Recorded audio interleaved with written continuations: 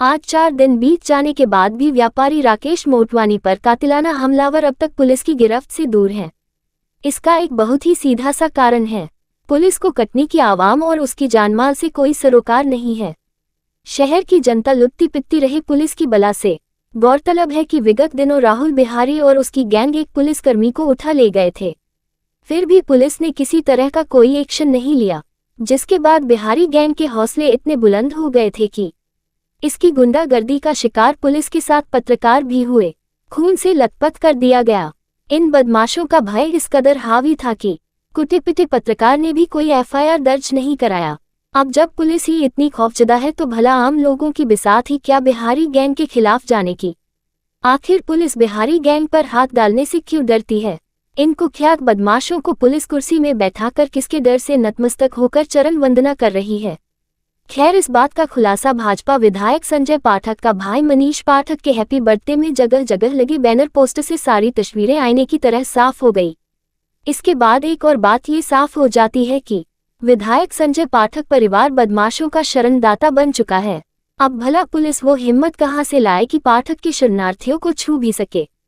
लेकिन सबसे बड़ी बात यह है कि मुड़वारा भाजपा विधायक संदीप जायसवाल ने अपनी ही सरकार होने के बावजूद अपराधियों का बेखौफ आतंक मचाना पुलिस प्रशासन को आड़े हाथ लेते हुए पुलिस की जो माटी पलट की, ये पुलिस के लिए बड़े शर्म की बात है। अब अपनी इज्जत का जनाजा निकलता देख पुलिस अधीक्षक अभिजीत रंजन ने बिहारी गैंग को पकड़ने के लिए एक और रास्ता अख्तियार किया है। एक और जहां पुलिस खुद बिहारी गैंग से भयभीत है, पुलिस जहां अपनी ही सुरक्षा नहीं कर पा रही है, अब वह आम जन की जान जोखिम में डालने और अपनी विफलताओं को छुपाने के लिए इनाम जैसे लालच का मकड़जाल बुनकर राहुल बिहारी को पकड़ने का रास्ता अख्तियार किया है। आपको बता दें कि थाना कोतवाली में अपराध क्रमांक 104/2025 आरोपी राहुल बिहारी उर्फ राहुल सिंह राजपूत, करण बिहारी और करण सिंह राजपूत, विनय वीरवानी एवं नीरज उर्फ केतु रजक के विरुद्ध पंजीबद्ध किया गया। उक्त आरोपीगण घटना दिनांक से लगातार फरार है। आरोपीगणों की तलाश पतासाजी के हर संभव प्रयास किए गए, किंतु आरोपीगणों का कोई पता नहीं चलने से पुलिस अधीक्षक कटनी द्वारा आरोपीगणों की सूचना देने वाले व्यक्ति को प्रति आरोपी 10,000 रुपये के नकद इनाम उद्घोषणा की गई है। सूचना देने वाले का नाम सर्वथा गोपनीय रखा जाएगा। लेकिन एक बात तो जगजाहिर है, नेता और पुलिस किसी के सगे नहीं होते। इस बात की क्या गारंटी है कि पुलिस को बिहारी गैंग का पता बताने वाला पूरी तरह महफूज रहेगा? कहीं ऐसा ना हो करप्शन की चादर ओढ़े पुलिस का कोई खाकी वाला सूचना देने वाले को बिहारी गैंग के हत्थे चढ़ा दे। अब आप खुद ही सोचिए, जब पुलिस कप्तान जिले की जनता जनार्दन की सुरक्षा नहीं कर सकते, तो ऐसे में समय की मांग के हिसाब से पुलिस अधीक्षक को अपने पद को खुद ही त्याग कर सरकार के सामने त्यागपत्र के साथ सरेंडर होकर ये कह देना चाहिए कि साहब, मुझमें इतनी हिम्मत नहीं है कि मैं जिले में शांति व्यवस्था स्थापित कर सकूं और कुख्यात अपराधी के गिरेबान तक पहुंचकर उन्हें गिरफ्तार कर सकूं।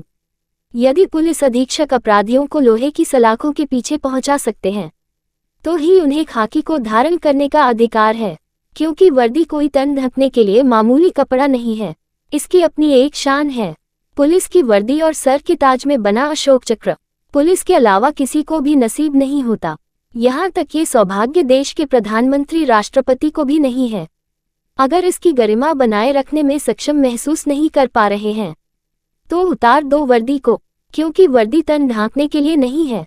जनता की हिफाजत करना आपका दायित्व है और जिम्मेदारी भी।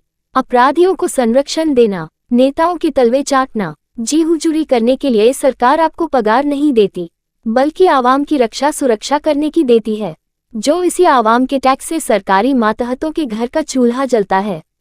आपके बच्चे महंगे स्कूलों में पढ़कर अच्छी शिक्षा प्राप्त करते हैं, फिर भी आप शहर में अपराधियों के खौफ से सभ्य समाज को निजात नहीं दिला पा रहे हैं, तो फिर आप पुलिस की वर्दी के काबिल नहीं हैं। एक बार आप अपने आप को आईने के सामने खड़े होकर सवाल करना, शायद आपकी सोई हुई आत्मा जाग जाए और आपके अंदर का इंसान जाग उठे, इंसानियत कुछ करने के लिए प्रेरित करने लगे। ब्यूरो रिपोर्ट, जन आवाज।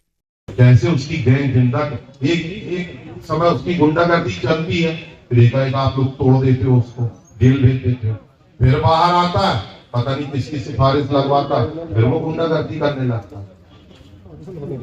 कुछ दिन शांत रहता, फिर पता नहीं उसको कौन सा भयदान मिल जाता, फिर वो गुंडागर्दी को चालू हो जाता। कोई डर नहीं उसको। कहीं ना कहीं तो उसको अवैधान मिला हुआ है। पुलिस वाले उसको कुर्सी देते हैं, किसी की हिम्मत नहीं होती उसको थाने में